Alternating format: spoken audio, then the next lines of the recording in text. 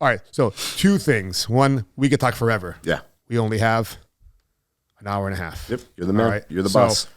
I'll do my best to score us, but I know we get carried away. So I'll try to do our best to bring us in. Yeah. All right. And number 2, for the pre-show, Tyler told me, tell you something, ask you something. I got to write it down. He already said he's trying to mess me up. Coaches told you not to do this, but you did it anyways. Your kick in your MMA match. I did throw a kick in my MMA match. Yeah, so they basically our whole camp was all wrestling. Don't throw any kicks. Do minimal striking, and I came out. And, striking. Minimal striking. It was close the distance, grapple, do jiu-jitsu. And for me, I threw 2 punches and landed 2 punches. So I was like, clearly, I'm a professional striker right now. So I was like, let's throw this leg kick. That's why I won that match. Yes. Because he felt those 2 punches in one of the rounds. Threw a leg kick, missed it, spun around, and heard my corner go, don't throw any more kicks. What day that was? That was we'll get into that more. That's funny. That was really cool. That was a great. I try to remember that match. That's really funny that he remembered that and said that. Tyler goes, ask him why. Tell him don't throw any kicks. I go, what do you mean? He goes, didn't you know? I go, no. Did he throw a kick? Yeah. I don't think I saw him throw a kick. It couldn't have been that high in the air. Yeah. No, it was a leg kick. Yeah, that was a fun day. All right, but you ready to start? Yes, sir. Okay.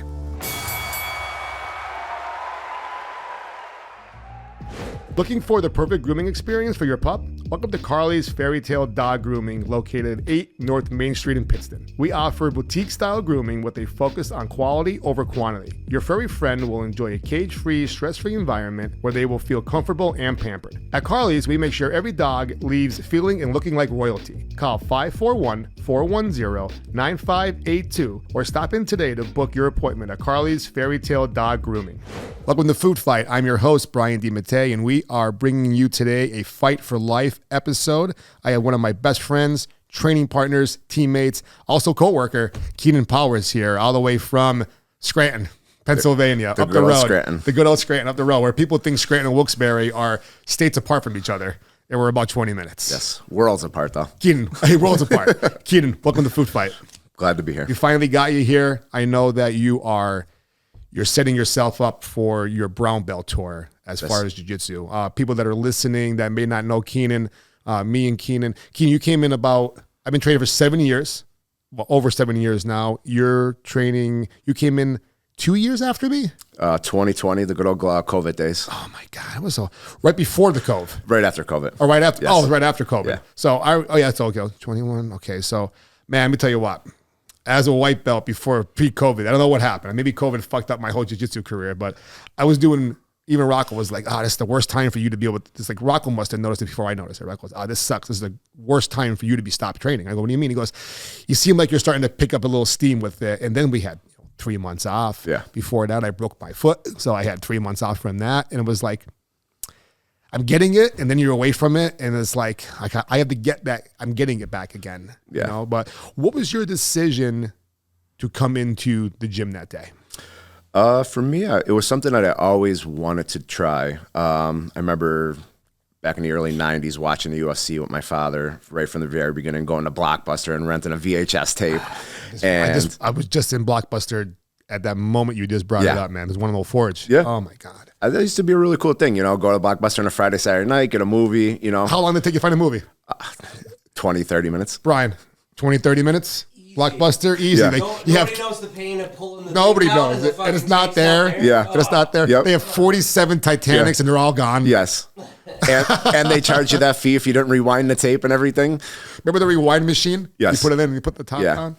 But we're charging you for this. I'm like, just give it to me. I'll take it back home. But yeah, started watching UFC and I was always like a fan and things like that. But, took me until my 33 years old to get started. Was in a really weird spot in my life when, broke up with this girl. Was a difficult breakup. Animals were involved. So I was like, super sad, depressed, big animal guy. Yeah. And, finally, was in a point in my life where I was willing to try something new and wanted to make excuses and everything. So sent an email lead into Good Tree MMA and, now started doing that journey and here we are now. Was that Tyler that got back to you? Tyler Mooney. Tyler Mooney. I do have to give him credit, Tyler. I always say that he's such a big part of my jiu-jitsu career journey. You know, was super nice, welcoming, is so good at doing his job and things like that. You know, and really showed me from the very beginning that it's, you know, not just a gym. It's not just like coming here, getting some exercise, that it truly is like, you know, a lifestyle and, you know, a family-like atmosphere, which is something that for me, I'd always been longing for and never truly had a great sense of and things like that. Yeah, we're gonna get into that. But now we're both Tyler Mooney. Yes. You literally took his spot. Yes. And then I've been working next to him before I was even working for him. You know what I mean? When the Wilkes-Barre location opened up, I decided to leave the casino and become a personal trainer. So I had some time off, and it was just him. So me and him were down there from day one, first kids class, one kid. He was as big as the microphone. Yeah. And now there's 100. Yeah. Just seeing, and then you got to see the continued growth of the old gym. Yes. And then that craziness of going into the new spot and the new gym, and that what's going to happen. Yeah. You know what I mean? And you know what I mean? But for the people that we are teams with and work for, you know, Frank, Tom, and Jess, and Tyler, that's why the gym is what the gym is today. Yes. And we are what we are. Yes. Even that transition of when we did go into the new place and how crazy that was, that just goes to show you, you know, the strength of what we have there to go through something that was not easy, you know, took a lot of work, a lot of effort, a lot of planning, all these things, but we still made it through it. And now we're growing back stronger, and we're even stronger than we were before. Absolutely. You know? And in that transition, there was that time period, like everyone's like, what's going on? What's going on? And then, you know, Frank takes this, not that Frank took his time on those days, but Frank likes to stand back and look at things a little bit more. Yeah. And then he got Tom's like, let's just fucking do it right now. Yeah. So that's actually pretty good dynamic to have, because Tom gets excited, Frank gets excited, but Frank's like, let me just take another look. Yeah. And Tom's like, let's do it. I'm not sure where Jess is on. Maybe she's in the middle of that. You know what I mean? But that team alone is why it's just, it's a great place. It's a great team to work for. Yes. You know what I mean? Best job I've ever had. It is. I'm so grateful that I get to make some money and do what I love and be a part of this. Like I always thought it was like a myth to truly enjoy your job. And like today I look forward every single day to going into my job. That's a great point. I know me and you feel differently about the kids class sometimes. Yes. When Tyler finally, like, remember the first time, you probably remember it too. When Frank said to you and Tyler said to me, is like, you teach the moves today, the kids. The fuck do you mean teach the kids the moves? He goes, you're going to teach the moves to the kids. I'm going to stand back and watch or be your uke. I get more nervous if they're my uke in the beginning. Like, let me use like my buddy Mike. Let me use somebody else. Let me use Keenan. Let me use somebody else. So we're both in it together. Yep. You know? And the sweat, the nervousness, that I do it right, immediately, hey, how was that? Talk about it later. Oh my God, what does that mean? Yeah. But then you do it again and again.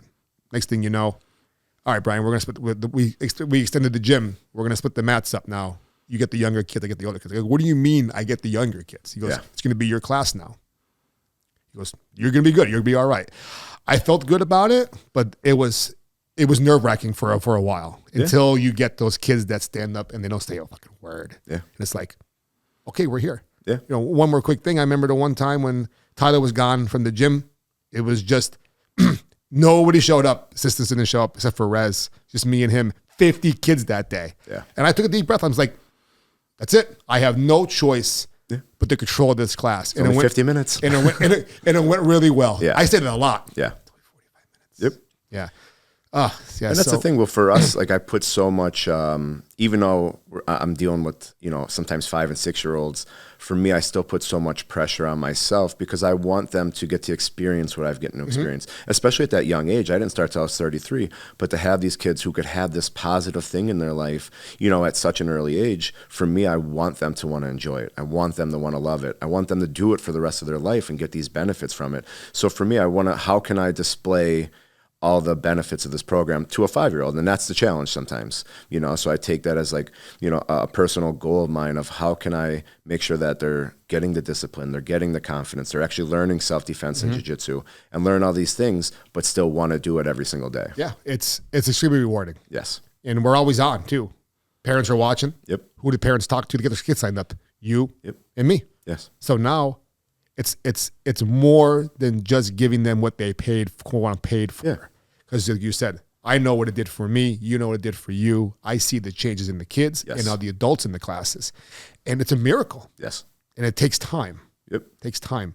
And what we're building up to is why this is a Fight for Life podcast. Keenan's not your restaurant owner. Unless he owns a restaurant, I don't know about it. Not that I know of either. I know we both enjoy our food very much. We go on vacations together. We go on jiu-jitsu trips together. We've been doing that for years. We did our first tournament together. Yeah. And I realized that I needed to be in a lower weight class after that fucking tournament. I got to pay all that money to go against you like 4 times. Yeah. And that one match, remember I got the guy, they told me I tapped my foot. Learned a lesson from that. What a disaster that whole day was. Yeah. It was a blast. We did bring COVID home with us. Correct. COVID always finds a way on this show because restaurant owners always went through it. Yeah. Then we went through it as a gym. Yeah. I was out of work for 2 months with the Cove, and then we shut the gym down for a month. I got like 18 people sick. It was very. I think Tyler had the COVID that day because I was doing my like the double under. You do like the warm up. Yeah. And that's when I got it. Yeah. Or the other 800 people in the building. We'll blame Tyler. Yeah, we'll blame Tyler. Tyler. It's your fault the gym closed for his a month weak too. Immune system and body. He says that about me. I come there with like a cough. He's like, "Oh my God, you're sick." I go, "No, I'm just coughing." Yeah, just coughing. But then you got my girlfriend's kid who has strep throat all weekend, and somehow it's Thursday, and I skeeted through that. We got that new thing going on now. Was the foot, hand, and mouth thing going on? Yeah. Got parents texting me, "Hey, I'm gonna keep so and so home because they got this." I'm like, I checked the log date. I'm like, oh, he was fucking here yesterday. Yeah. So it was like dodging everything around. Yeah. Dodging everything around. But what I was getting at is the reason this is the Fight for Life podcast with my buddy Keenan is because we share similar backgrounds. We have a jiu-jitsu background, but we also used to like to party. We used to like to party too hard. First black belt I got. Yeah, no, fuck yeah. Fuck yeah. We're headed to that coral belt. Yeah. I don't think we would have made it to the coral belt, bro. Yeah, no. But I think my black belt was starting to turn a little bit red. Yeah. And then finally I got put down. Yeah. My story's out there. I'm not getting into that, but we'll share some similarities later on. But you're here to tell your followers and the people that you care about and the people that care about you and also, we said it last night, if one person hears our story about today, how you fought back from the gutter, right? Yep. Literally from the gutter, to fight back to where you are today. Yeah. That's what people need to hear. 100%. Because I needed to hear that over 10 years ago when I was in those AA rooms and I'm down and I'm feeling like shit. I'm just like hopeless. Why isn't this Red Bull getting me high? I mean, you know what I mean? Like I was just like, hopeless. Hopeless. And then you hear stories from people, the smallest stories. I'm 4 days sober. I'm like, oh man. What am I going to feel like in 4 days? I get chills just thinking about it. Yeah. Keenan, take us back to, I know you mentioned that family and the family dynamic that you got at Good Tree MMA. Yep. Let's take us back to little Keenan. I'm not sure when you were little. Yeah. But let's take it back all the way back to when you grew up and your family and the dynamics and what got you into that life of just fucking chaos. Yeah. I guess for me, it was, a family tradition. Everybody in my family, for the most part, addicts, alcoholics, all that stuff. Substance abuse was, rampant in our family. So grew up with it as a kid and, you normalize it, a lot more than like somebody else would from the outside because Did you feel like it was the right thing to do? What were you watching? What were you seeing? What were you seeing them do in front of you? So, I mean, drinking was always drinking and smoking weed was always, a consistent, Yeah. How far back do you remember that? Ever since I can remember. One of your earliest memories. Core memories. Yeah, core memories. Oh, no shit. Yeah, because I remember going as little kids going to parties and like all the parents there and like the kids are playing, all the parents are just getting hammered, drinking, smoking, all that stuff. Mm-hmm. The harder drugs, they kept more to the deck. Yeah, things like that. But like that was always like just a huge part of everyday life was, alcohol and weed. Yeah. So to me that was not even a big deal because it was just so common, every single day, but then, but for me, I saw the chaos even from an early age. There's always fist fights, verbal fighting, all that stuff, so for me though, the one thing that has always helped me out is I've always known what's right and what's wrong. And, you know, for me, even when I did finally start to use alcohol and other things like that, I knew what was right or wrong, but I was too smart. I wasn't gonna be like everyone else because I have a different brain than them. I'm gonna figure this out. So like, I'm just having fun now, and you don't have those consequences in the beginning. So, you know, it was never that big of a deal. You don't have the addiction in the beginning. Yeah. Weekend warrior stuff. Yep. You go, you know, they take some Vicodins or you do some other hardcore drugs that are very addicting, but only once or twice on the weekends. Yeah. Then you don't think about it on Monday. Yeah. Because it was just a weekend thing. Yeah. Then Thursday comes, you're like, Thirsty Thursday. let's get some of that shit we did on the weekend. Yeah. Let's do it one more time, like cocaine, whatever you want to say. Let's do a little bit more of that. Yeah. And it's like, okay, now I'm doing it now. Now it's fucking Tuesday. Now it's Wednesday morning. I'm calling out for, Jesus Christ, go ahead. For me, and this is how I knew it was going to be a problem when I looked back years later. Sometimes I can't remember what I did last week. First time I ever tried cocaine, I was 15 years old. I could tell you who I was with. I could tell you what we did for the 4 hours.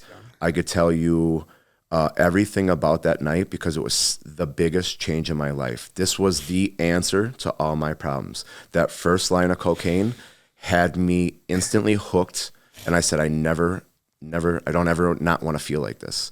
I said, I didn't think about all the problems. I didn't think about all the pain I had, all these childhood traumas and all these things. I thought about, man, I feel like Superman. I just want to talk. I just want to have a good time. I'm loving the serotonin going, and all these things just flooding my brain. Mm-hmm. And, you know, it was just it was probably one of the biggest days of my life because I finally felt like I thought I was being me. I thought I could be comfortable. So I thought this was like how I could enjoy life now. How crazy is that? Yeah. I remember my first time I did cocaine. I loved it to the point where I don't want to do it anymore. I'm like, this is going to be a problem. Yeah. It's going to be a problem because I have OCD to begin with. And when I enjoy something, I want it to the fullest. Yes. So we buy a bag earlier on. I need more later on. I need more later on. I want to keep doing it until I fall asleep. That's how I was with Adderall. Yeah. Adderall gave me the same exact feeling, if not better. It was cheaper. Yep. It was cleaner. It was readily available. You think it's more manageable? Oh, fuck yeah. I got no problem. Yeah. I could take a half of one of these and then I'll be good to go. And next thing I know, towards the end, Keenan, I'm sniffing them. Yep. I'm eating them. They're in my pocket like candies. Yeah. My day ran out when I ran out of Adderall. Yeah. Now, when I say day, my days were like 3 or 4 days long. Yep. Hours seeing shadow people. You know what shadow people look like. Yeah. Oh, We're part of that community. Yep. Yeah, and it's not crazy enough to fucking stop. No. I'll just do it again. I'll do it better next time. I got no problem. I'm still alive right now. Yep. You always think that was my thing. I always thought I could find a way to make it work. And, you know, it was just that sick cycle of never finding that way because there wasn't a way for me to make it work. Mm-hmm. For me, I couldn't put enough in me to get where I wanted to get to, you know, and the times that I would, you know, I have put that much in me, you know, I'm either, you know, having to go to the hospital then, or, you know, I'm in a blackout for days. Yeah. You know, when it comes to that type of drug use, there is a point for a very small time where it's perfect. Yeah. But then a couple minutes later, you're already going down. Yeah. You're chasing that perfect because you're leading up to it. Just like that video I posted a few weeks ago. You see that one with the bird? Yes. He's sucking in the drug and he's flying. And yeah. I saw the video maybe last year for the first time. It made me cry because it's exactly how it is. And it's not that. I never looked, and I bet you didn't either. We'll get into it more. I never looked for people feeling sorry for me, or even when they say they're proud of me for getting better. I'm like, I go, it's not that you're proud. There's no reason for you to be proud of me. If anything, maybe I'm proud of you for saying that. You know what I'm trying to say? Because I was doing a bad thing for a while. I was choosing to put these drugs in my body over and over and over again and doing the dumbest things along with that addiction.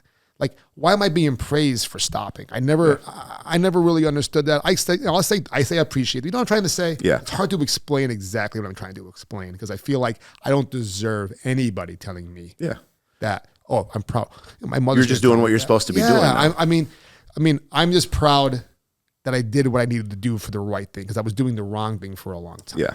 Like telling a murderer, oh, good thing, hey, you stopped murdering people. Congratulations. Yeah. I guess a little different, you know? A little different, but I definitely get that, you know, for me, because like, you know, I had so many issues and I caused so many problems and things like that. So, you know, and, you know, I guess it is a hard thing to stop, but, you know, the people in my life who say that, like, I just try to understand that, hey, I'm not causing them pain like that anymore. You know, so for them, they've seen the struggle, they've seen the hurt. I mean, I can't tell you how many times, like, when I was down, I was down. You know, the pain, the anguish, like the closest people saw me. And like, you know, the only time I'd ever be able to show emotion is when I was under a substance, especially alcohol. I would get so blackout drunk, and then I would have these huge, huge emotional outbursts. I would cry nonstop. I would talk about all these problems that I had that were the reasons of why I was using the excuse to use these drugs and drink. And it would just become, you know, these episodes where like, it was just, you know, 20, 30 years of this pain and anguish coming out in this one moment.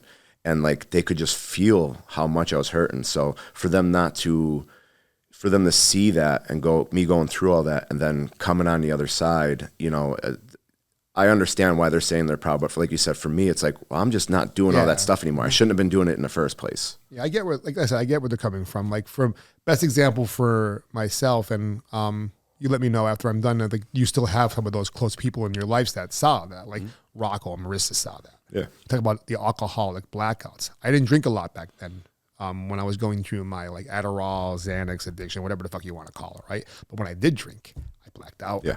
Embarrassed myself, getting thrown out of bars. I didn't know there was any other way. Crying, and like my life's a disaster and all this stuff. And I know it is. Yeah. I know it's out of control. Like, I was aware that I was being up for 3-4 days, but it was the constant cycle. Yeah. And then beginning of the month, Keenan, I would tell the people, hey, do not sell me any more of those Adderalls. Yeah. Don't come to my house. I don't want them. I don't want them. I don't want them. I don't want them.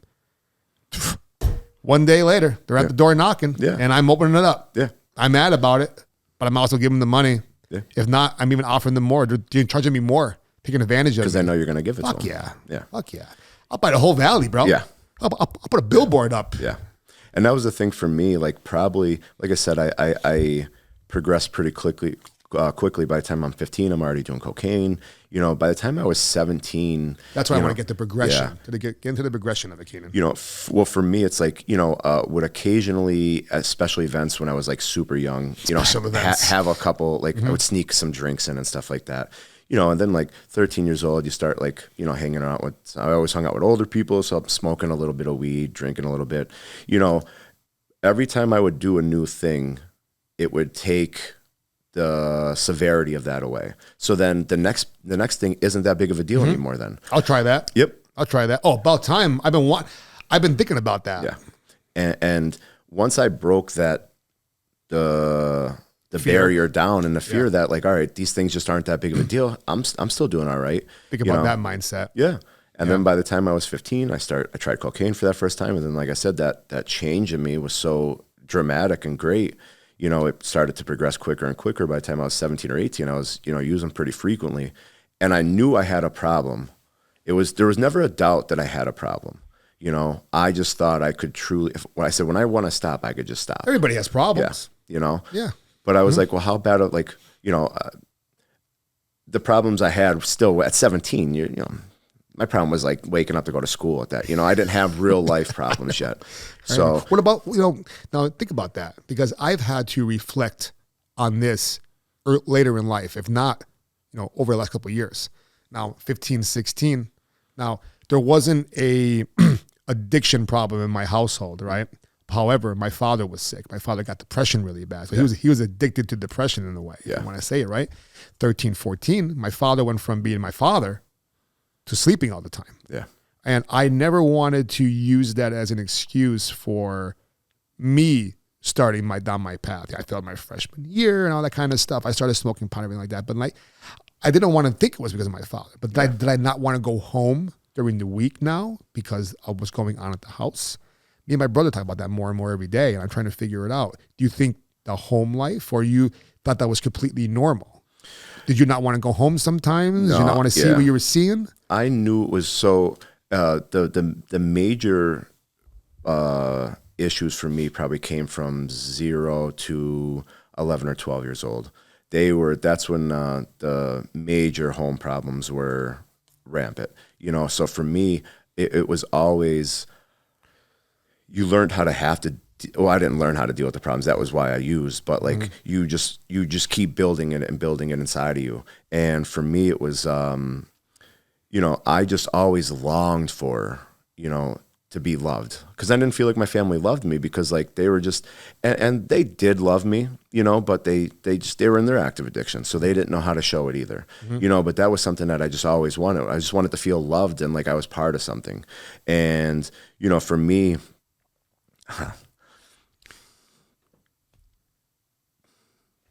take your time. That's the thing that's pretty awesome about today, that I can be emotional and I don't care about hiding it anymore. You know, because my whole entire life, you know, I just I had to hold everything inside of me, you know, and like I had to be this tough guy, and nobody talks about anything, you know, nobody does, you know, you just have to just man up, you know, just man up. And like those years of holding all that in is why that pain got so great and why I had to keep using more and more and more, you know. But yeah, it was just always just craziness, you know. Everybody was in their active addiction. You just never knew what direction anything was ever going to go. There was no stability or anything, you know. So for me, I had all these problems and I didn't know how to positively cope with anything. It was, you know, act out, get in trouble in school, do these things. And then once, you know, I started finding the alcohol, the drugs, all that stuff, then that became my new outlet. You know, so for me, it was never necessarily I was looking for an excuse. I just didn't want to feel what I was feeling anymore, because it just was building up from birth until, you know, I actually started positively dealing with it, talking to people that I needed to talk to, professionals, getting the actual help that I needed to get. Yeah. It's a lot too. It takes a lot to ask for help, especially go asking, you know, like you said, the nostalgia, not nostalgia, the atmosphere now is like you're saying, like, yo, guys can't be no, that's what friends are for. Yeah. That's what real friends are for. When I got arrested, when I got in trouble, the first thing Rocco said to me was, listen, man, I fucking love you. Yeah. But I'm pissed off at you, right? You need to get your shit together. Yeah. Can't go back to your apartment. When I was living in his mother's apartment, because you're not going back there. Yeah. You can't live there anymore. I don't want you there anymore. Yeah. And I could have took that personally, like in a bad way, like, oh, what the fuck is your problem? Yeah. I knew what his problem was. Yeah. I was his problem. Yeah. It's not that I was stealing from Rocco or fucking him over or screwing him over. I wasn't around with Rocco. Yeah. You know, just had his daughter. I wasn't around. I was there when she was born, but then I started getting I was more addicted. But then I got sober. I've been sober pretty much her whole life. Yeah. Which is great. You know what I mean? But those are the people in your life that are like, get your fucking shit together. People that hold you accountable. Yes. Because everybody in my life. That's the best way to do it. Yeah. Everybody in my life, the people in my life knew how I used. So even if I was like, because there was so many times where I'm like, all right, I'm just not going to use for a little bit.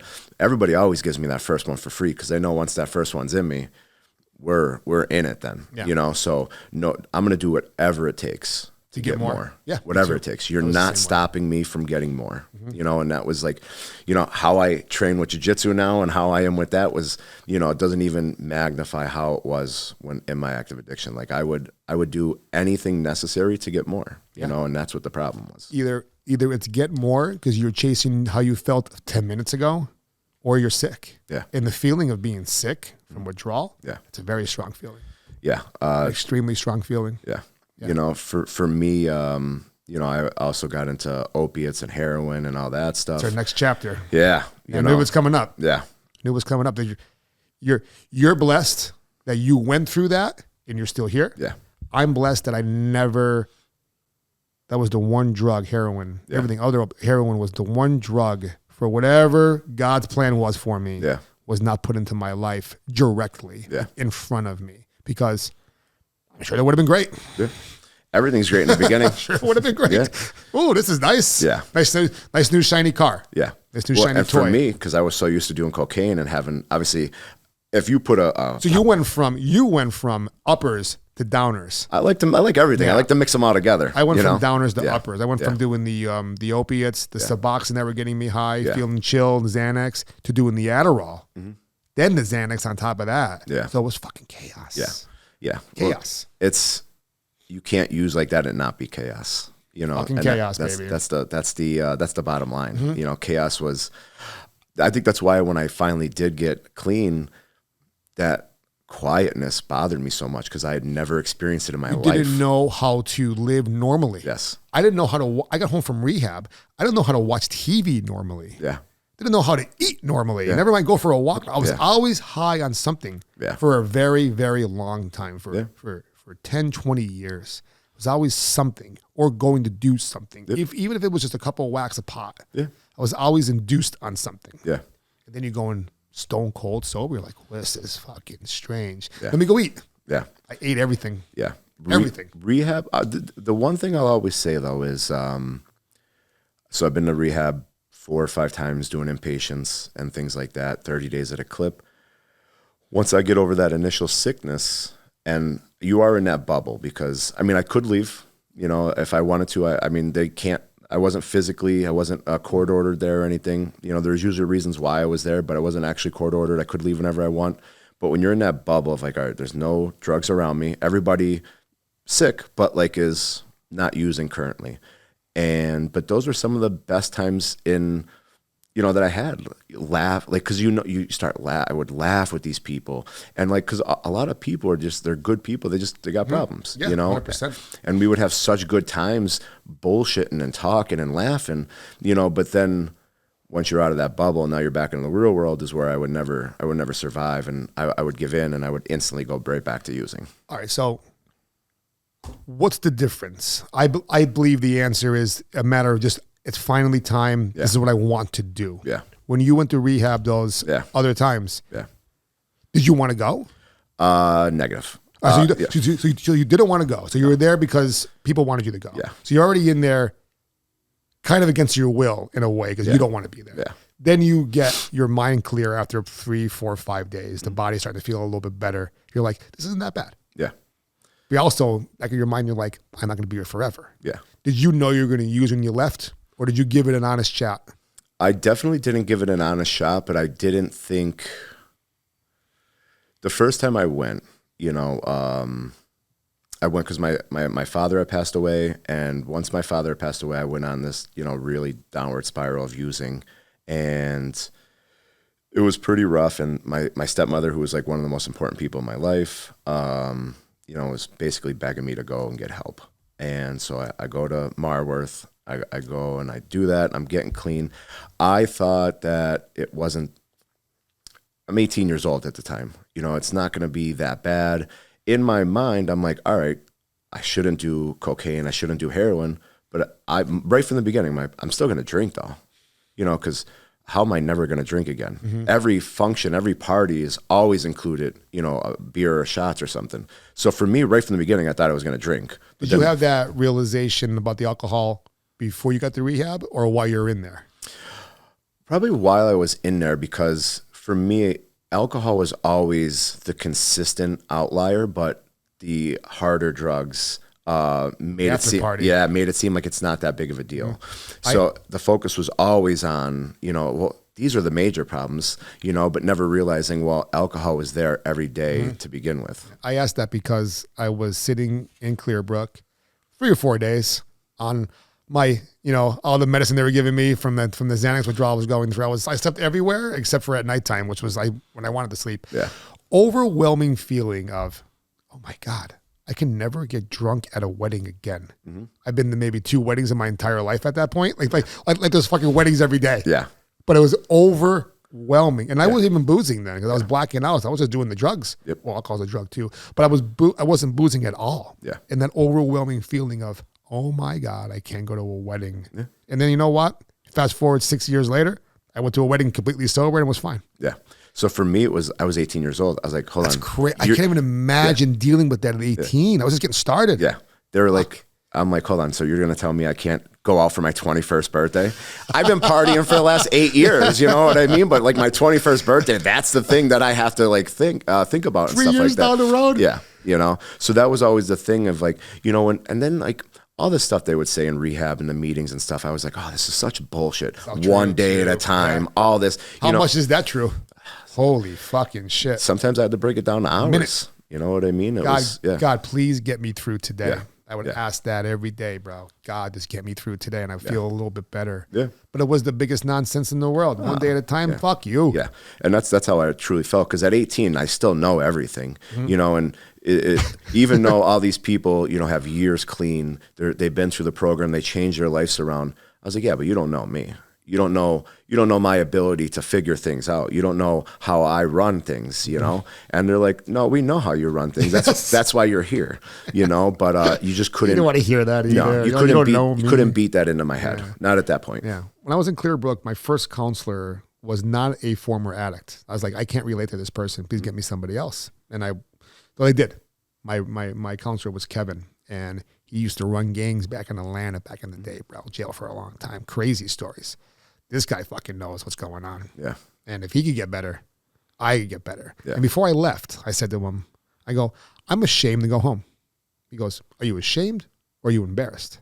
I'm like, what's the difference? He goes, well, embarrassed is you did a bad thing. You're sorry for it.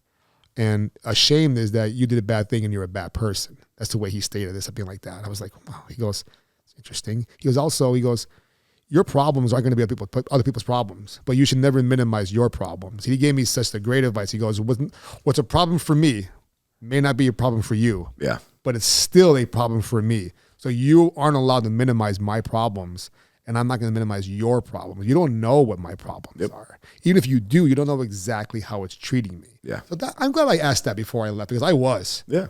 I was like, I can't go home. Here's the crazy thing, though. So, like, I'd be out. I'm at bars. I'm pissing my pants drunk. Like, that's how drunk I am. Like, Is this after your first stint? But my whole life, even at parties, even if I wasn't at a bar, at parties, like I always party to excess. So like there was always these embarrassing moments. You know, it wasn't a problem that like I'm stealing money to go buy drugs. You're embarrassing yourself. Yeah, but now I'm in this rehab, and I'm like, hold on. You want me to go to meetings and have all these people know I'm like doing, they're like, what, knowing that you're trying to get help? You know, and for me, I just couldn't see past it. I'm like, everybody's going to look at me differently. They're like, yeah, better. You know what I mean? But I couldn't, like, it was just every excuse. Yeah, every excuse not to actually accept the help and get better. You know, but and that was the major changing point of like when things got better. So you're 18, and obviously rehab didn't work that first time. Correct. For you, because you didn't want it to, right? Yeah. So how many times in between the first time and the last time? I think I was back in rehab 6 months after the first time. What got you back in there? The second time I went to rehab, the only reason I went to rehab is because I got back on heroin. My heroin dealer got busted, and I couldn't find it anymore. And I didn't want to be sick on the streets because I knew that wouldn't work, and I would figure out something, and I would put myself in an even worse situation. So imagine having that craziness in your mind, right? Man, oh man. Yeah. So for me, it was like, I'm just going to go to rehab so I can get on Suboxone to come off the heroin. So what happened after that? Luckily, I did. So Did Suboxone get you high? It got me high. When I wasn't coming off heroin. Yeah. When I, like the first day or two, it kind of did. But then for me, it wasn't giving me the feeling that I wanted. Yeah. So I wanted to get off of it as quick as possible because it wasn't, I'm in the rehab. They're giving it to me, you know, as prescribed and stuff. So, but I wanted to get off as soon as possible because I'm like, it's like almost like teasing me. It's making me worse. And luckily, you know, I was 18 years old. I've never done heroin since then, you know, so it's been 21 years since I did heroin. Did every other opiate besides heroin after that. But what made you're doing other opiates? So I mean, I'm assuming pills, stuff like that. Yeah. What made you not go back to heroin? Like you touched the stove too many times on that the particular drug? The craziest thing is I'm still in this lifestyle where I hang around with people and things like that. From that day forward, it never presented itself in front of me again. No shit. You never seeked it out either. And I didn't seek it out, and it never was at a party. It never just accidentally came out or anything like that. And I'm very thankful for that because it was a strong love story. Mm-hmm. And, you know, the way I used, like it was inevitable that I was going to overdose. Yeah. 0% chance. I feel the same way. Yeah. If I got that drug into my schedule, yeah, I was going down. Yeah. Because I was the same way. Let's keep going. Let's keep going. Let's keep going. Let's keep going. I feel like on the opposite end, I used to sniff what they call it, Securitas. They were called. They were like high powered Ritalin. Okay. So I can't get the word out, but we found the way because there was the coating on there, the hard shell. I'm like, no. I go, listen, just break it in half and you scoop it out. Yep. And you scooped it out. It was kind of like fucking cocaine. Yeah. But it was like you would sniff it, and I couldn't even talk. Couldn't get my words out. Yeah. And it was just like I'm getting like my stomach's turning just thinking about it. Like I'm not glorifying it by talking about this, but me and you were talking about it now. So it's like the fucking insanity of it. Yes. Just being awake for 3-4 days, driving. Like I'm not going to kill anybody. Yeah. I got a DUI. I'm lucky and I'm here. I didn't kill anybody because if I did, throw me away because I deserve it. Yeah. And I was able to get out of the insanity. Yeah. What was your? I feel like we're headed towards it. Yep. What was your breaking point? My breaking point, I think for me, Because all of that, think about the craziness. Yeah. I'm sorry to interrupt. Yeah. But like, I had DUI, getting this and that, and my car's out in the parking. My car's out in front of my house, running with the door open. I'm passed out on my floor in my apartment. Yeah. I wake up, close the door, check for Adderall, eat more Adderall, and do it all over again. Instead of being like, all right, that was fucking crazy. I'm just like, I have more Adderall. Car's still here. Yeah. Great. Yeah. What was your breaking point, Keenan? What got you out of the fucking chaos that you were in? I think for me too, because like I had all those issues too. I got 2 DUIs in 20 days. I blew a .39 on my one. If you don't know, that's pretty high. .39? .39. Yeah. The legal limit's .08. Yeah. The cop was actually impressed that I was as coherent as I was, you know. Been hospitalized. I fell down like 32 stairs. Was in a coma for like a day and a half. No shit. You know, what age is this? Just like randomly? 21 years old. Okay. You know, so all that stuff like didn't really matter, you know, because it was just like it would happen, and then that next day you feel bad, and then you know it drifts away, and then it's not as big of a deal, you know. But for me, 23 years old, and I guess luckily I couldn't put enough in me anymore. I couldn't drink enough booze. I couldn't put enough pills. I couldn't get to the point I wanted to get to anymore. I would put that amount of alcohol and drugs in me, and I would still feel getting no satisfaction. Yes, I'd still feel the pain. I'd still feel the anguish, you know, the memories, all this stuff. And, you know, finally, you know, my decision, it was the first time I was like, I think I need to actually try to get help and do it the right way. And I didn't know what was going to happen, but, you know, for me at the end of my road, I said, I got 2 choices left. I said, I'm either going to kill myself or I'm going to get sober. That's it. There's no other options. Using wasn't an option anymore. I said, if I come out of this rehab and I use one more time, I'm killing myself. Like, because I just could not do it anymore. You were done. I was 100% done. 100% done. I remember being, the day I went to my rehab, Clearbrook was the last rehab I went to. I'm in Sheets and Clark Summit. And I'm trying to order food, literally on the way up to Clearbrook, and I'm at the touchpad, and something finally came over me, and now I just start crying in the middle of the sheets. And I don't mean like a couple streams coming down my face. I mean hysterically crying out of nowhere in the middle of in the sheets, to the point where my ex-wife had to come in and like help me get into the car. I cried all the way up to Clearbrook. I cried on the table as I'm like getting checked in. And then, you know, it was just finally that bucket was filled. I could not put one more thing in me. I couldn't hold any more in. It was just that point right there. I was like, this is it. Like something, it was like this miraculous thing, like, you know, this spiritual thing just came over me, and that was it. You know it? Yeah. Thank you for sharing that. That's the type of stuff that people need to hear. Yeah. Because when I got arrested for the stupid shit I did, and I'm sitting at the police station, and I'm like, I'm handcuffed in my hometown with my neighbor arresting me, and the chief of police, who I played football with, coming up to me, giving me a little crack and saying, Brian, what the fuck's wrong with you? Looking at him, I'm like, I'm done. I can't live this fucking life anymore. I need help. Please help me. Yeah. I'll never forget it. Yeah. My mother came, I'm crying, she's crying. They wouldn't let me take a piss. Like, they didn't trust me to take a, I'm like, if I get to the point where people in my own town, these cops that know me personally, I can't even go take a piss because they don't trust me. Yes. You know, and it's like, fuck, I need to get better. Yeah. And then you go through the whole system. You go to the county, you go in front of the judge, then you go to jail. I'm in that cell by myself. When I started coming to a little bit, I woke up, I'm like, Holy shit. Yeah. I am never fucking coming. I look out the window. People are crazy out there around lockdown. I go, what the fuck is going on? They gave me a tray of food.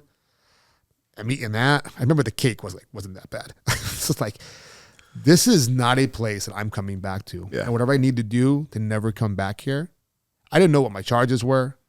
I didn't know how much trouble I was in. All I thought about was I have work tonight at the casino. Yeah. Not realizing that my gaming license got pulled. So like felony charges, my mother's crying, my aunt's crying, my mother's picking me up from jail a day later. She goes, I'll bail you up. You're going to rehab. I go, please. Yeah. I should have asked you to go to rehab when you were sitting in the hospital with me when I got my DUI, when I was cuffed to the bed. Not realizing that 2 months later, I'm going to get a Xanax DUI. You know what I mean? I can't even fight. Yeah. So I was trying to spend the whole summer getting ready to go on ARD while I'm ripping and running still, thinking to myself, I'm going to be okay. Yep. I'm going to forget about my Suboxone addiction and just do my Xanax prescriptions. I have a prescription for it. It's all good then. They're going to be okay. It's only Yeah. 3 months, no Yeah. problems, right? And then I got myself in trouble again. Yeah. Luzerne County wanted to lock me up for breaking ROR bail. Luckily, things worked out the way they worked out, and I got a treatment court, and I changed my life. But Yeah. Keenan, you needed that breakthrough. I needed that breakthrough. Yeah. Everybody needs that rock bottom. It's not oversaid. It's like some rock bottoms have bottoms. Like my rock bottom should have been that DUI, but it wasn't. Yeah. The rock bottom should have been me waking up on my floor of my apartment. How many times have you woke up in strange places, crazy shit, crazy people around? Not even know It's how I got there. Yeah. I'll just do it again. Yeah. That was great. Yeah. That was a good time. I'm okay. Yeah. I'm okay. It's no problem. I just go work 3 days and then party for 5. Yeah. Because I would start the party on day 3. Yep. Dealing cards like a maniac. Yeah. I think the one thing that I was so grateful for, like I said, from an early age, I always knew it was a problem, but the severity of the problem for myself and the severity of the issues I was causing for the people closest to me never could really get inside to me and have me understand that. And I remember I'm probably like, because they heavily medicated me for a couple of days because of how much I was drinking and stuff like that. I mean, at the end, I was probably drinking 2 or 3 fifths a day, just massive amounts of alcohol. So probably like day 4 or 5, I'm coming to, I'm actually like, I didn't even know what day it was at this point. And I just finally, these thoughts just started flooding into my brain. I'm like, holy shit, what have I been doing for this last 10, 12 years? How have I been living my life like this? What have I been doing to my family? You know, because like I do have some people in my life who just want nothing but the best for me. And I'm just out here doing insane shit all the time. And from that point forward, it just kind of like I said, that moment of clarity just finally hit me. And I was like, I have to do something different. I cannot live like this anymore. And the crazy thing is what they were telling me in the first rehab is what they were telling me in the last rehab. I just decided to actually apply it to my life. Yeah. You know, and that was like one of the things I'm super, super grateful for. Genoa Wholesale Foods, supplying quality since 1947. For over 75 years, Genoa Wholesale Foods has been your trusted partner for premium food supplies. Specializing in services to pizzerias, Genoa also caters to restaurants, bakeries, delis, and bars throughout northeastern Pennsylvania. They proudly offer a blend of both private label and national brands, helping you find the perfect products to meet your restaurant needs. With local deliveries and the care of a family-owned business, they are committed to making your success their priority. Choose Genoa Wholesale Foods for reliable, top-quality restaurant supplies that keep your business running smoothly. Genoa Wholesale Foods, locally owned and operated for 3 generations. Call Genoa today at 570-823-6142 or visit them online at www.genoafoods.com. Oh, I'm definitely grateful. Yeah, I'm grateful for it too, man. It's been a blessing the whole time, but it wasn't that easy. So what was it like when you got out? Yeah. What did you have to go through? How long were you in rehab for? I was in rehab for 30 days. You know, luckily from the years of attempting to get clean, I was going to meetings and things like that. So I did have like relationships built. Okay, that's good. I did know people. So it wasn't like I was walking back into this meeting, you know, for the first time again. That's scary. But it was, I'm letting that embarrassment, you know, I have to come back to this meeting. Hey, went out and used again. They're like, yeah, we know. You know, that's why you weren't here. Yeah, you know, yeah. And you know, it was really. I mean, everything was brand new to me. I'm 23 years old. I've been using daily for a long time, you know, so everything was brand new. I didn't know how to, everything was the biggest deal in the world to me, you know, but I was just like, all right, I could fuck everything up. I just can't use anymore. So that was the only goal I had. And I said, I might fuck everything else up, which I did lots of that. But I was like, I just can't drink and I can't do any of this other stuff. And then 30 days, you know, like when I got like a true 30 days, like I guess 60, because 30 days I would get into rehab. But when I got that 60 days, it had never happened before. So I was like, holy shit, I've never done this before.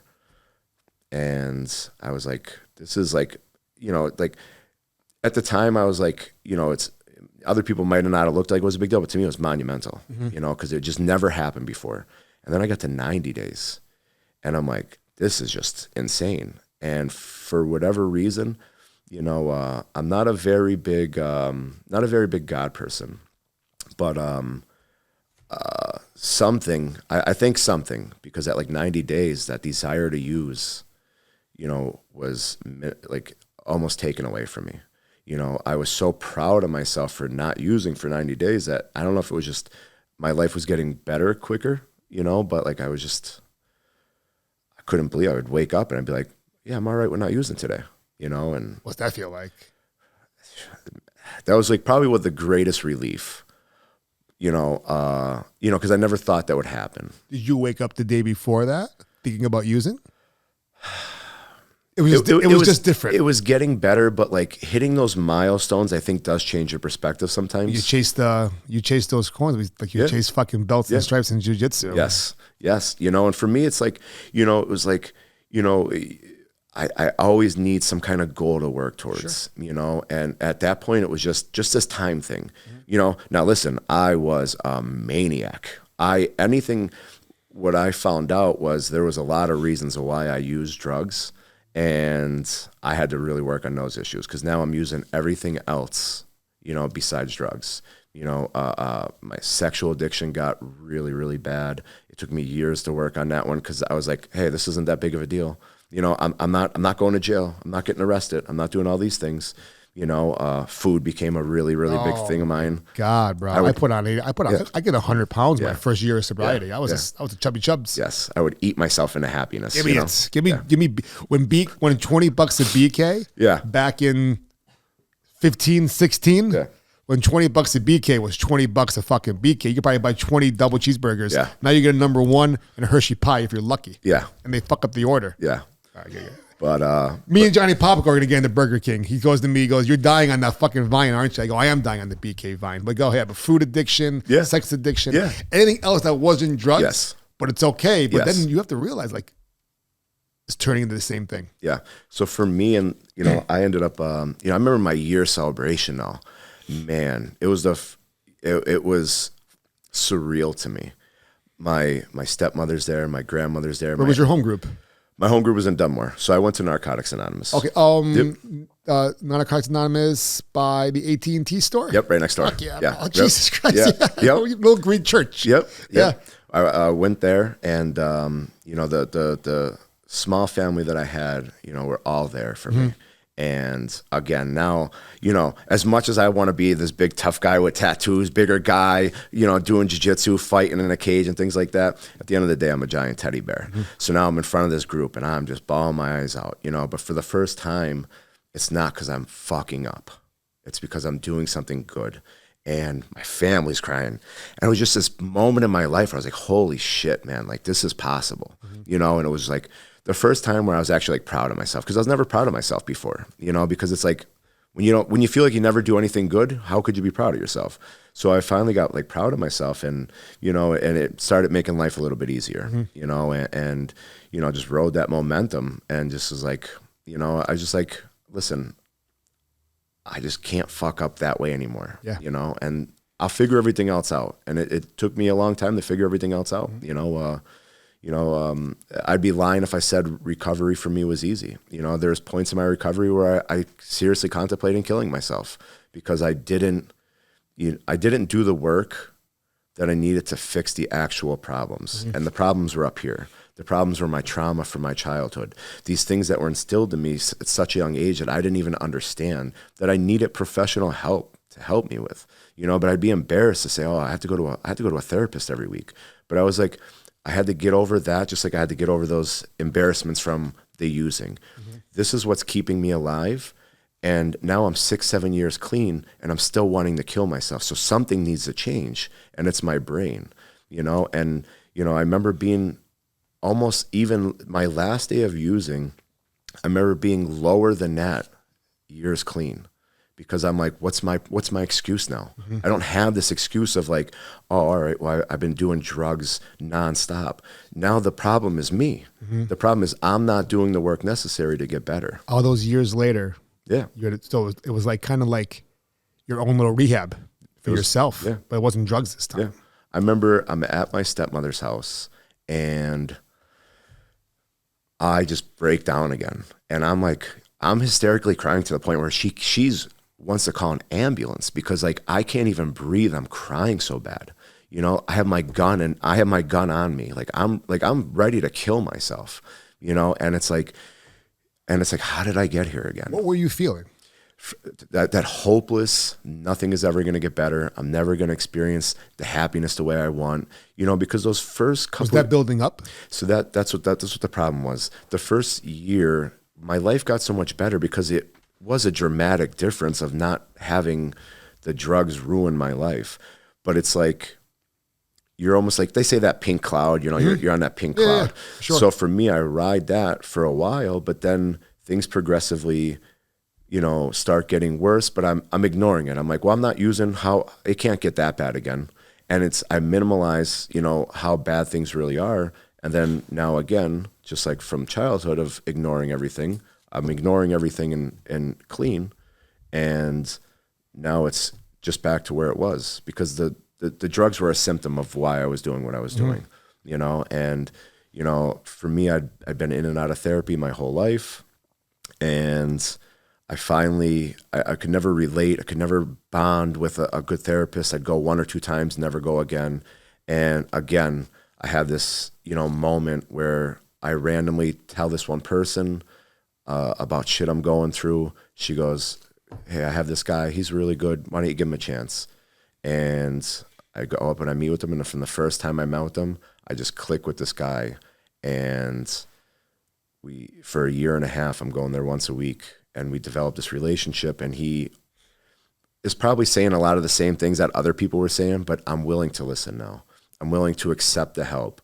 The way he presented it to me made sense. And I started realizing I'm fucked up. I have a lot of things that are wrong with me, you know, that some were my control, some weren't my control. You know, other people had fucked me up. You know what I mean? You know, my parents were not good parents, you know, but I can either accept that, work on it and move on, or I can let it kill me, you know, because to me, I think what's even worse than overdosing is killing yourself being clean. You know, like to me, that's like, even like you're still dead, but it's like even worse to me, you know, because it's like fought through everything you fought through, all that physical pain. Yes. And now it's the mental pain. Yeah, I get that. I never thought about it that way. Yeah. I get that. I'm starting to understand trauma more. Yeah.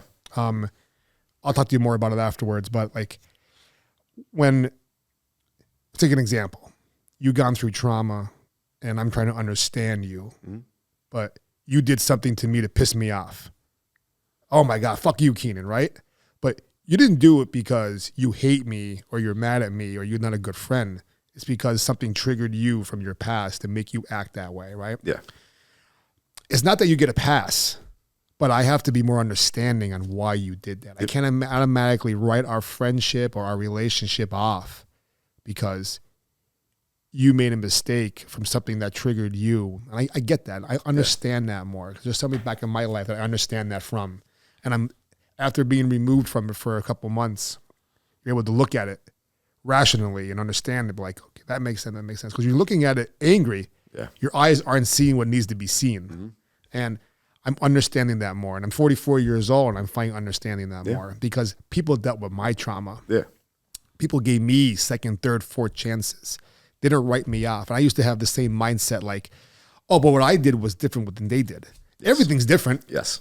Every single thing is different, no matter what it is, right? forgiveness is the same. Forgiveness is forgiveness. Yes. And understanding, no matter what it is. Yeah. And I was never looking at that. Like, what I did wasn't as bad what he did. Yep.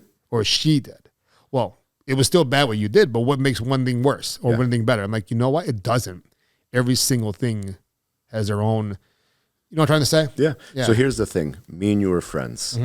A true friendship, there's going to be, we're human. We're going to make mistakes. We're going to do things that probably piss other people off. A true friend doesn't just, like you said, write you off. A true friend, hey man, this really pissed me off. Can we talk about it? Can we be grown men?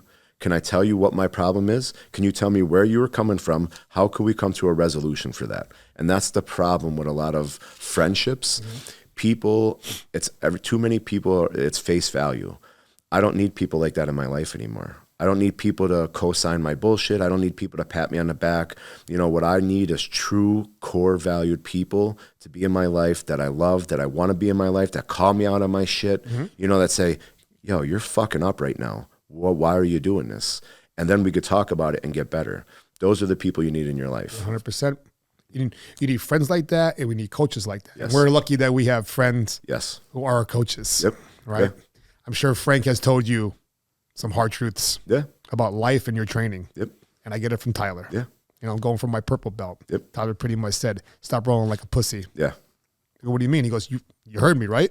I'm like, yeah. He goes, that's it. Yeah. I'm like, I was like, trying to think of what movie. Oh, you ever see like Major League 2 where Serrano is like, the guy's busting balls. Yeah. And all he does like that. Yeah. That's all I needed to do. Yeah. That's all I needed to hear. Yeah. And Tyler's like, I tell you things when you need to hear them. Yep. Now think about this too. Now me, I'm a little older. So Tyler's got 14 years on Tyler. Yeah. I got 10 years on Frank. And you forget the same age, right?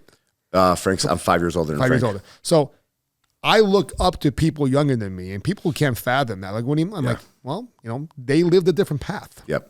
Tyler had a different path. So did Frank. Yes. Frank's the one that gave me the advice that day at the old gym.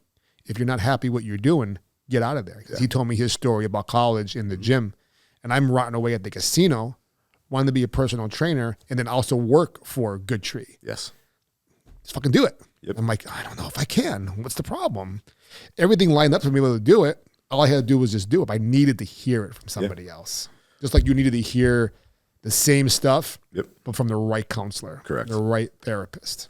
And I mean, I think that's why, for me, the gym means so much more, you know. So Frank, you know, has become my best friend, you know, and like you're saying, like, he's 5 years younger than me, but the bond that I have with him now is, you know, I never thought I could have such a good friendship with somebody. You know, like, he gives me advice. He calls me out on my shit. He makes me better, not with jiu-jitsu, but just as a man, you know, because listen, I obviously I want to be the best jiu-jitsu guy I could be. And like, he's my jiu-jitsu coach and my boss, but like, I want to be the best man I can be. And he helps me with that. And, you know, I just never thought walking into the gym that day that how much it could change my life.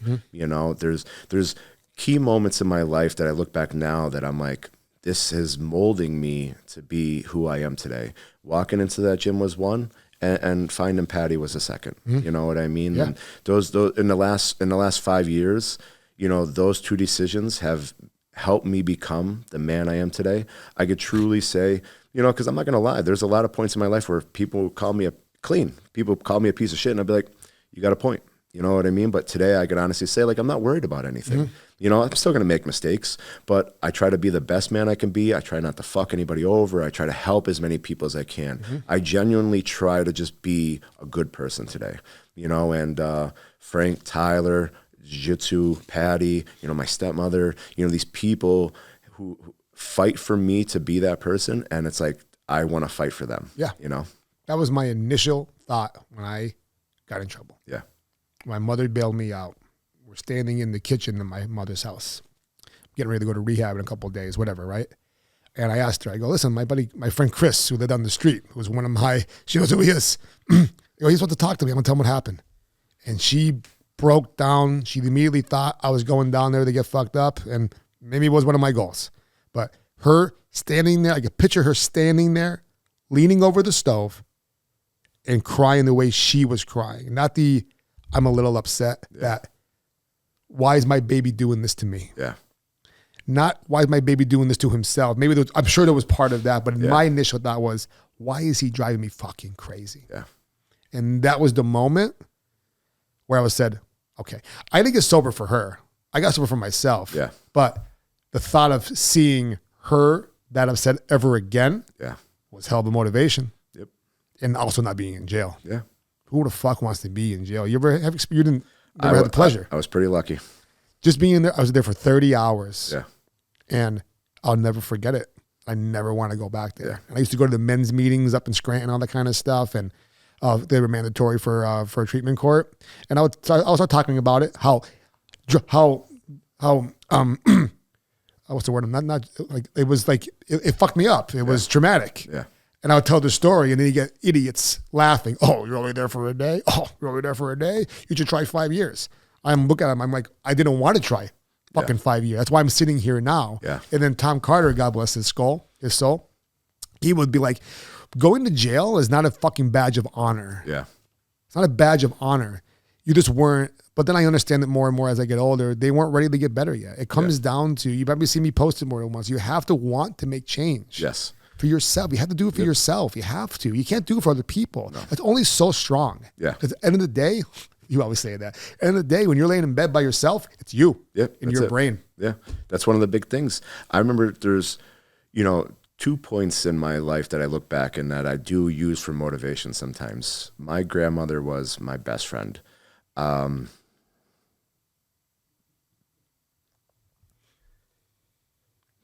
spent so much time with her.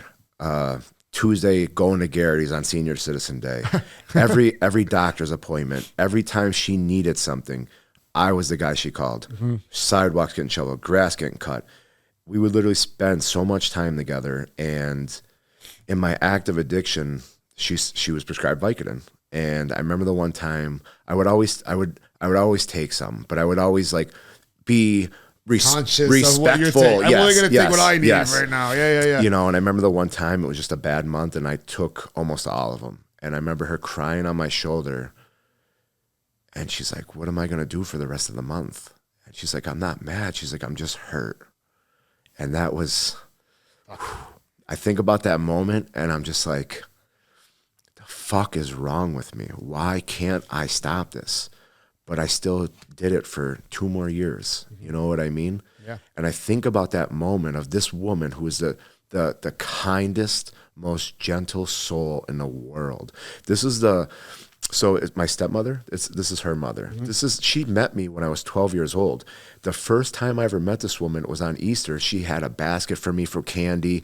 Every day from my grade school was right by her. I'd walk there. She'd have a sandwich for me every day. Like treated me like I was no different than her actual grandkids. Mm-hmm. And welcomed me from day one. And this woman was just the most beautiful person in the world. And I'm stealing these pills from her and I'm doing this crazy shit. And she's like, I'm not mad at you. I just want you to get better. I'm so like, man, that moment there. And like, that just sums up my addiction, that no matter what, if you get in my way of using, I'm going to hurt you, whether it's physically or mentally, and they both feel the same, and I think about my stepmother, she ended up putting on like 100 pounds because she's, just dealing with, she's not giving up on me, but she's dealing with all this shit too. So, her eating habits are messed up. She's not sleep. Every night I would leave or I wouldn't. She'd be worried about you. She said every night she'd wait by the phone, waiting to hear I'm dead or in jail. Like that was, and then would get those phone calls sometimes, and it's like, as soon as I got clean, she started feeling better. She loses 120 pounds, is going to the gym 4 or 5 days a week, is eating better, is doing all this stuff. My grandmother, I remember hugging me. She goes, I don't care about anything you've done in the past. Just keep doing what you're doing. And then we had this beautiful relationship after that, still was able to do all those things, but truly enjoy them to the maximum. And those are some of like, today I'm blessed. Like I'm able to make money and have some things and go to places I've never seen. But those moments in my life with the people that I cared so much about, sharing those dinners, those hugs, actually feeling what love is, those are the best gifts that I've ever gotten. You know, none of the other material shit. Like, it's cool to have, but it doesn't matter, man. These relationships I have today, you know, my fiance, like the relationship with my stepmother, it's just, I never thought I could actually be the man that I am today. They call me up, they know they can count on me, and that's just such a good feeling that I'm a stand-up person today, you know, and I couldn't, I don't know, I couldn't ask for any more. If this was as good as life gets, I'm happy. That's why we came here today. Yeah. Tell the story, you know, and one thing I want to get across too is that some people take things the wrong way. Oh, those guys are sitting there, they're glorifying what they did, they're making jokes about it, blah, blah, blah. No, we're just telling you, we did that stuff. I'm not using my addiction as an excuse for why I did it. I'm just telling you why I did it. Yeah. There's a difference. Like, that's it's not an excuse. It's the reason. Yeah. It was, I was aware of what I was doing most times. Sometimes I wasn't. And that's even worse. Yeah. But it's all the more reason to fucking, if you're out there right now ripping and running, and you're tired of it, there's light at the end of the tunnel. Yeah. Is it going to be easy to get there? No, you got to climb through, what's his face did in like Shawshank Redemption. You got to climb through the pipes and through the shit first. I knew when I got out of rehab, I was physically feeling better finally, right? But I was a disaster. Yeah. Times I laid on my couch upstairs in my mother's house, I'd move back in with her.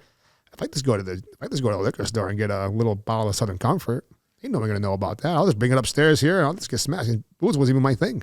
But I was like, no. Yeah. Right back to day one. Yep. I tell people trying to get sober, like, people are like, I'm 8 days sober. Hey, think about this. After today, if you never go back to it, you never have to say you're 8 days sober again. Yeah. Because you won't have to. I hope people listen to that. Yeah. For me, the biggest thing, because like when you're first getting clean, like, you know, and like I said, we were talking about those things earlier about one day at a time, shit like that. For me, it was so hard for me to understand. I'm like, I'm 23 years old. How am I going to stay clean? If I live to 70 or 80, I'm supposed to stay clean for 50 years. I was like, what is fucking nuts? Like getting fucked up needs to be part of your life. And that's where the mindset was, like, because you don't know any better. Yeah. I was like, it was the hardest thing for me to understand was, how am I going to stay clean forever? And I'm like, this is going to be the hardest thing I've ever done. And this is this, that, and the other thing. And I'm building it up. And I look back now and I'm like, the amount of work I would have to do to live that lifestyle again, you know, like that was a job. That was work. This isn't always easy, but this is the best my life has ever been. I, as long as I can remember, as early as, you know, as a kid, as I can remember, I always just wanted to be happy, and I could never get there. I was like, I don't know exactly what happiness is, but I just want it for a little bit.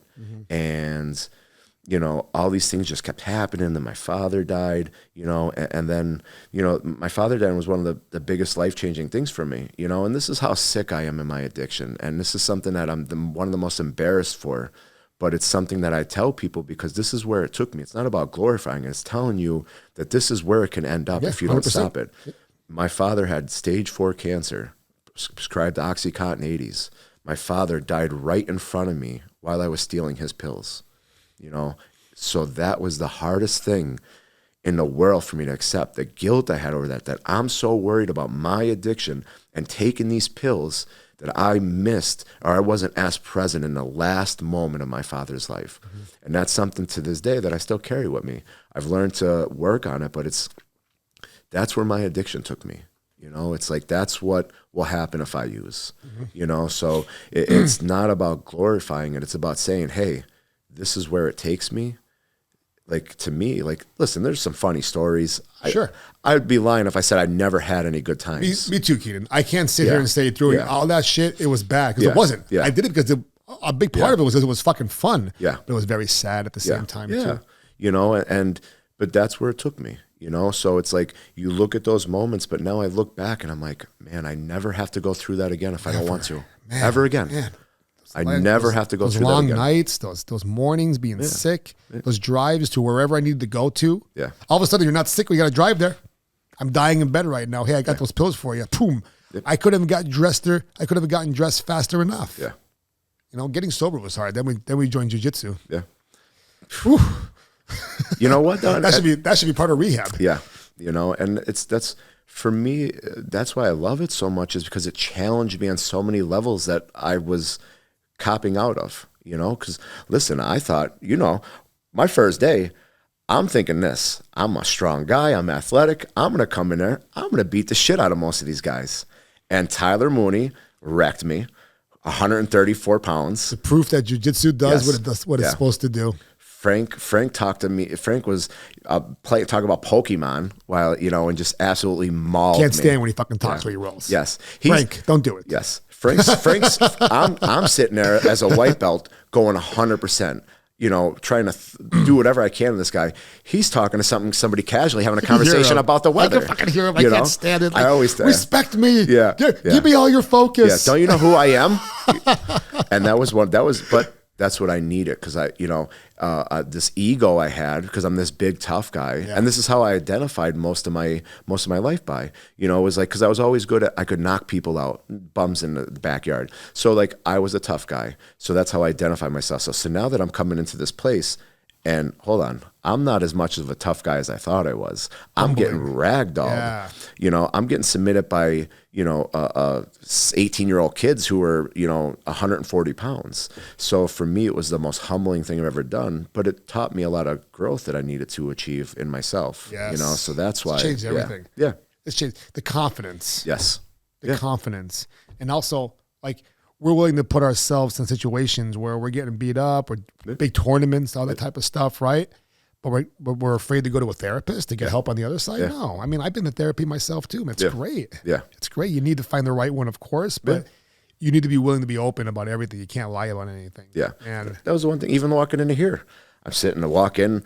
I wasn't expecting the guys in the front, so that threw me off. So now I'm a little nervous and everything. And then I walk into here, and like you were busy doing your thing. So I'm in here and I'm like, shit, I'm actually a little nervous, you know, but like for me, that's like one of the things that I just try to, like, I'm not going to run from being scared anymore, you know? And like we were saying before, you know, at the end of the day, you know, some people in this world probably are never going to forgive me. They're never going to like me. And that is what it is. Yeah. You know, I come on here to hopefully, like I said, if one person hears this story and they're like changes their life, it's worth it. You know, I used to be so mad about everything I went through, because I'm like, this is just such a raw deal and it's such bullshit, you know, but now I take it and I'm grateful for everything I went through. I actually wouldn't change anything, you know, because it made me who I am today. Was it a long road to get here? Yeah.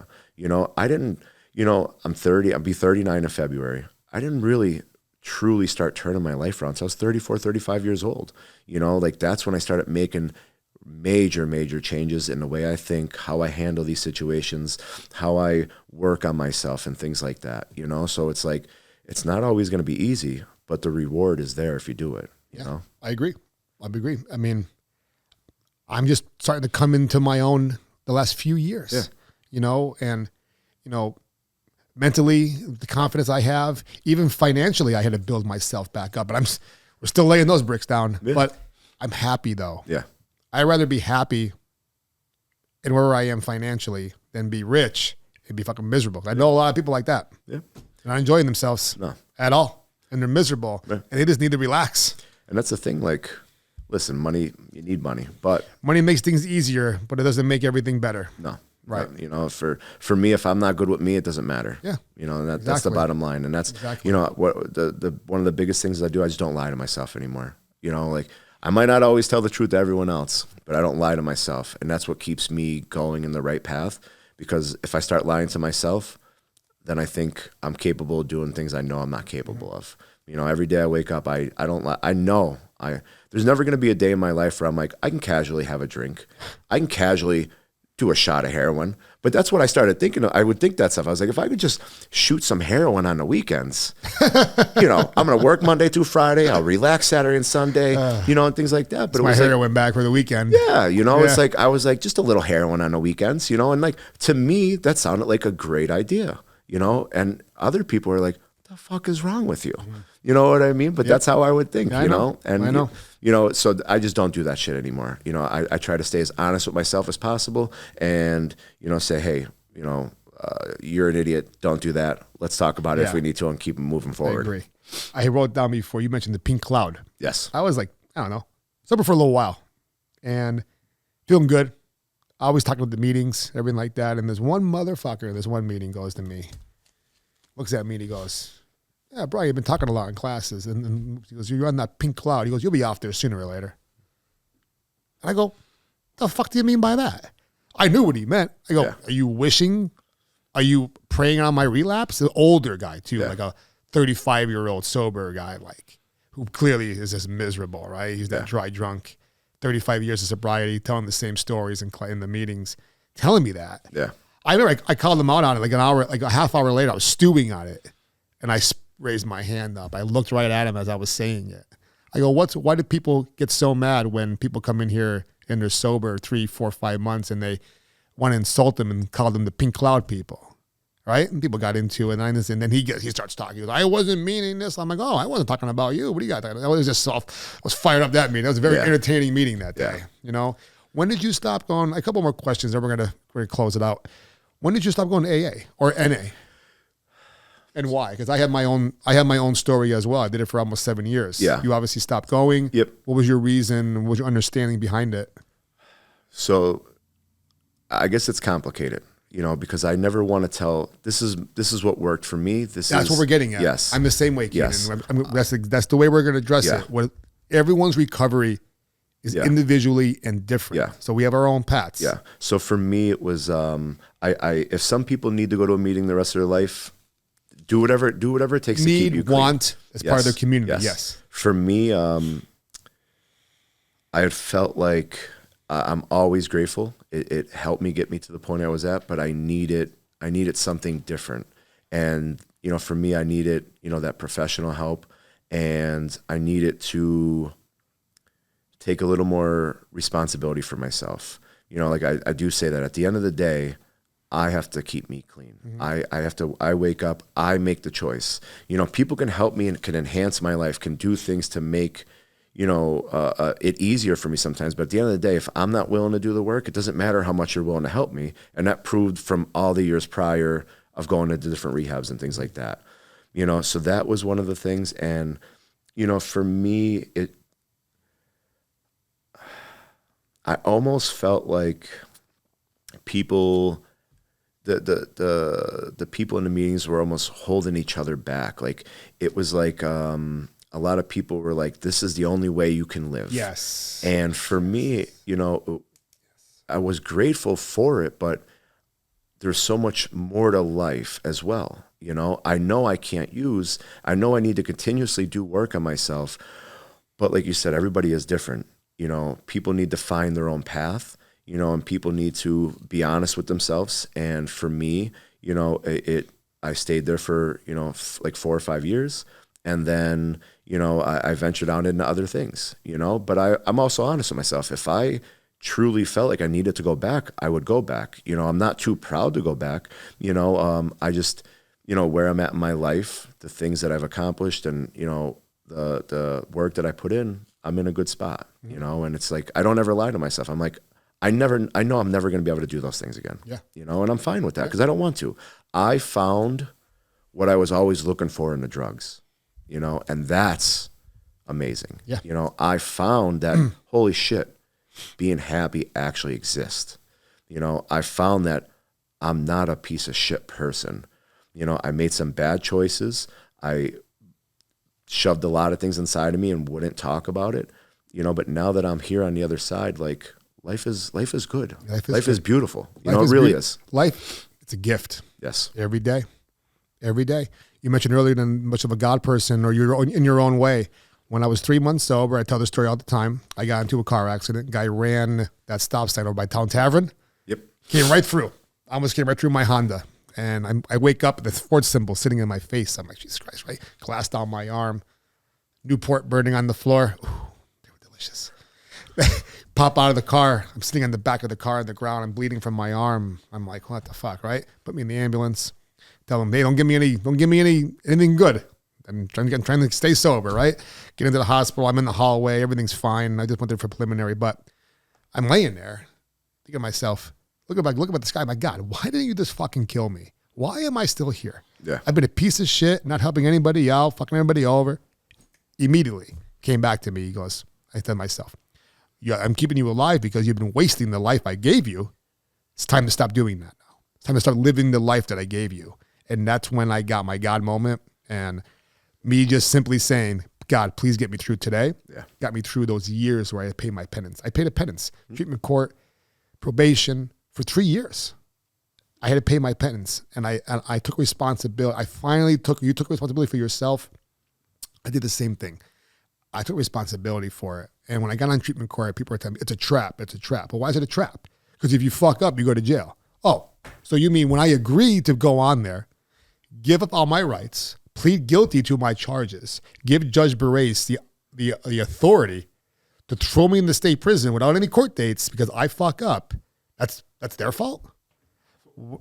The way I look at it is they're keeping me out of jail, giving me opportunity to get my record, my charges dismissed and eventually expunged. Yeah. You look me up now. I got that DUI still sitting there from 10 years ago, but nothing else because I did my part. Yeah. I took advantage of the opportunity that Lackawanna County gave me and the gift that they gave me and the people that stuck out for me. Because I wasn't the ideal candidate for treatment court because I wasn't on like the hard, whatever the reason was. But the person who arrested me, whose house I vandalized, Kim Buggy from Old Forge, God bless her. I told her I needed help. She helped me by pressing full charges on me, right? Then the other people, the one neighbor that saw me going crazy in front of their houses, who I grew up right across the street and around the block, that was my own neighborhood where I was at. Yeah. They stuck their necks out for me to get me onto treatment court. And then Judge Barace accepted me, and he also let me go back to the casino to work just a few months later, back to do a chaos party scene, right? Yeah. Because I proved to them that I'm doing the right thing every single day. And it was hard as shit. Yeah. But you start proving yourself, like a lot of people get sober and they want immediate forgiveness from everyone they fucked over. We're so used to instant gratification. Yeah. Yes, that's exactly what it is. But in reality is I had to work just to get my mother to trust me again. Yeah. She wouldn't let me drive my Honda for 2 months. And the 1 month I finally did, it got smashed. But it was a blessing in disguise. I was losing my license. I was losing my license very shortly afterwards. So I ended up getting the insurance money for the car. Mm-hmm. And so I was able to put a little away, give her money back for the lawyer and all that kind of stuff. You know, it was just like every day wasn't great, but it was sure as a lot. Every day was a hell of a lot better than it was when I was in my addiction. Yeah. Well, and at the end of the Things day, were hard getting sober, man. What It was better? hard. What better? Like I always think, how is that going to make it better? Getting fucked up again? Yeah. You know what I mean? The problems are still there. Yeah. Back to day one, and now I have to do it again. Yeah. Now we have shame, guilt. Yep. And I'm going through withdrawal again too, and then I have to start over, and then what else is going to happen? Yeah. Oh man, oh man, oh man. I like to keep it simple, you know. Yeah. Just don't do one thing. No, it's a great conversation. Yes, Keenan. sir. I appreciate you sharing everything, but I have some hard questions for you. I know you're a food guy. All right. I'm going to make you choose direct answers. All right. What's your favorite food? Pizza. That's a good fucking answer. That's a great answer. Great answer. I got my pizza shoes on for you. Do you really? Yes. Let me see. I need a pair of those. I need a pair of shoes like shaped like a pizza. Yeah. Like an old Force cut. You know what I mean? I could eat pizza. I could eat pizza every single day. Every day. I never get sick of it. I take my next question. What food can you eat 24 hours a day, 7 days a week? I could eat pizza all the We're time. headed down the same path as my answers. This one might change. All right. What would be your last meal? You're on death row. You killed me in a jiu-jitsu match. You finally put me out of my misery. Something realistic. You didn't let go. You didn't let go. Hey, you can kill me, motherfucker. I get it. You killed me. I'm dead. Tyler pressed full charges on you because you killed him in his gym. Okay. All right. What's your last meal? I'm probably gonna do a Wagyu steak. Yeah? Yeah. What's on the side there? Mac and cheese. Nice. Any dessert? I know what dessert you're going to choose. I'm going to choose it for you. That fucking cake from Florida. That cake was really good. It was that orange cream cake. We were at a Cuban restaurant, right? Yes. Orange cream Like cake. tres leches. Yes. Yes. Yeah, it was like this big, right? Only had one left, and Keenan got it, and they gave us all a little taste like we're peasants. Yeah. And I'm like, going for more. Oh, I'm going in for more. Yeah. I'm going in That for was one. so yeah. good. I'm a huge tiramisu guy. Me too. I get tiramisu almost at every restaurant too. we go. Me too. But that was probably, because I wasn't expecting it, was probably one of the best desserts I've ever gotten in my life. Rinaldi's and Mia Via have great tiramisu. Okay. Yeah.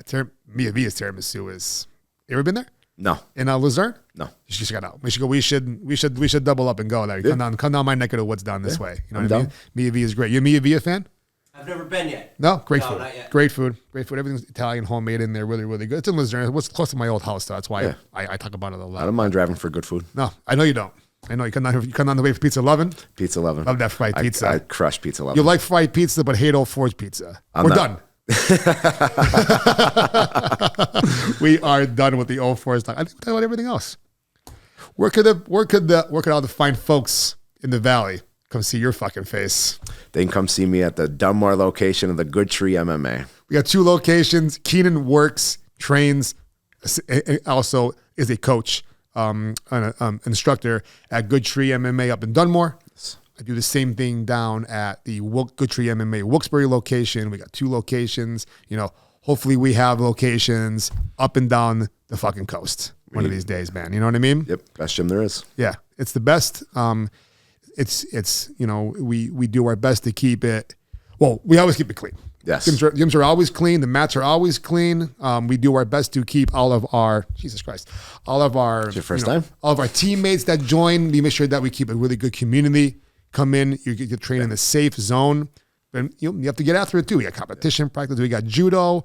We got MMA classes. We have jiu-jitsu, and we have Muay Thai. Yep. Me and Keenan, we're throw the pole out. We're fishing for those leads, baby. Yep. You know what I mean? 100%. So if you live closer to Dunmore, please reach out to Keenan, Wilkes-Barre. Reach out to any one of us, and we'll set you in the right path. Come change your life. Absolutely, man. So we got some products here on the table. I'm gonna talk about real fast. So, you know Jay Nardone. He's one of our blue belts. Jay's company is Genoa. He owns that. He's been my sponsor from day one. He's great. Yeah, he's great. I like Jay. So Jay's nice. He's a really, really nice guy. Best head of hair in the Valley. He beats both of us.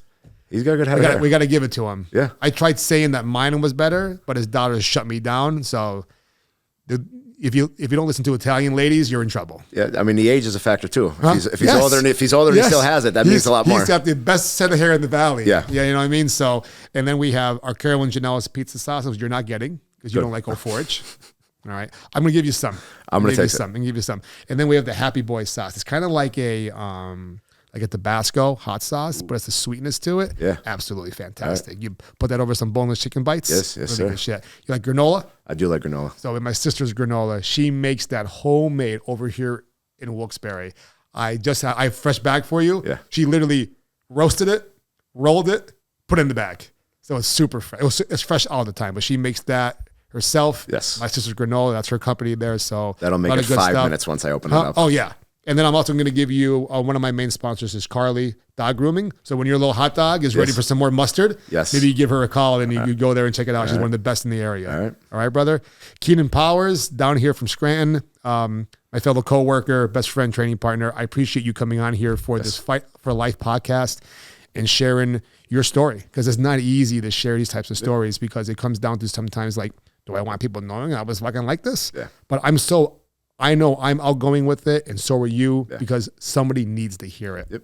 The ones that give us shit and give us problems with it, they're not the ones I'm looking to get into. But there's somebody right now dealing with what we dealt with that needs to hear the right thing. That's why I'm here. So I'm actually I was nervous, but I'm really glad I did it, and I'm super glad you came positive. back. I get nervous for every episode. Yeah. Like I talked to you a million times. So I'm like, oh my God, we're going to sit down on the table now. We're going to talk. It's going to be interesting. You know what I mean? But like, I always feel great afterwards. I'm wired up now. Yeah. So this is a great episode. I appreciate you coming on. Absolutely. Thank you. All right. My name is Brian DiMattei. I'm the host here for the Food Fight podcast, where we are at Conversion Works Media. If you are looking to launch your own podcast and do things like Food Fight is doing, reach out to Conversion Works Media. They can absolutely set you up. Just don't come sit at my table. Food Fight. Good shit.